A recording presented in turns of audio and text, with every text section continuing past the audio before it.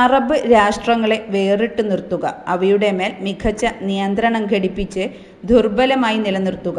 ഇതാണ് അമേരിക്കയുടെ നയം.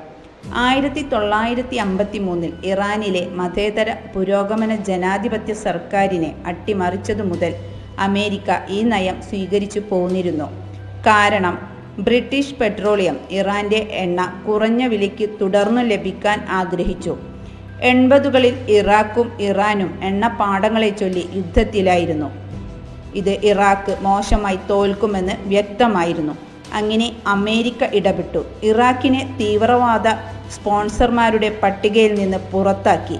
ഇറാഖിന് ധാരാളം പണം നൽകി. WMDകൾ ഉൾപ്പെടെയുള്ള സൈനിക ആയുധങ്ങൾ നേടാൻ അവരെ സഹായിച്ചു. യുദ്ധം സമനിലയിൽ അവസാനിപ്പിച്ചു. ഇതായിരുന്നു അമേരിക്കയുടെ മറ്റൊരു തന്ത്രം.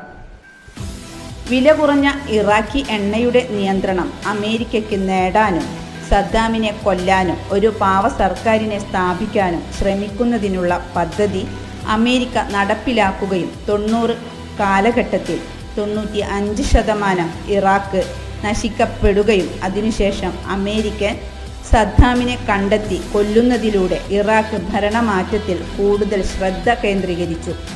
എല്ലാം നശിപ്പിക്കപ്പെട്ട ഇറാഖ് ഒരു അധിനിവേശത്തിന് തൊട്ടു പിന്നാലെ അമേരിക്കൻ എണ്ണ കമ്പനിയായ ഹാലിബർട്ടന് ഇറാഖിൽ കോടിക്കണക്കിന് ഡോളറിൻ്റെ എണ്ണ കരാറുകൾ നൽകുകയും വീണ്ടും അമേരിക്ക സൈനിക ശക്തിയെ അവലംബിക്കുന്നതിനും മധ്യപൂർവ്വദേശത്തെ അസ്ഥിരപ്പെടുത്തുന്നതിനും തുടക്കം കുറിക്കാൻ കാരണം എണ്ണയാണ്.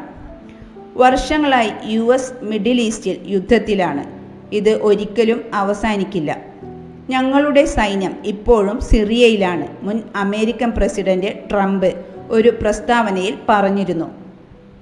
വാഗ്ദാനങ്ങൾ പാലിക്കാത്തതിൽ പരാജയപ്പെട്ട പാവ സർക്കാരുമായി അഫ്ഗാനിസ്ഥാന്റെ മണ്ണിൽ ദീർഘകാല യുദ്ധത്തിൽ ഏർപ്പെട്ടു അമേരിക്ക. യമനിൽ കൂടുതൽ വംശഹത്യ നടത്തുകയും സൗദി അറേബ്യയെയും യമനെയും ആയുധം നൽകി അടിപ്പിക്കുകയും ചെയ്തു. എല്ലാം വിയറ്റ്നാം ശൈലിയിലുള്ള ദുരന്തമായിരുന്നു.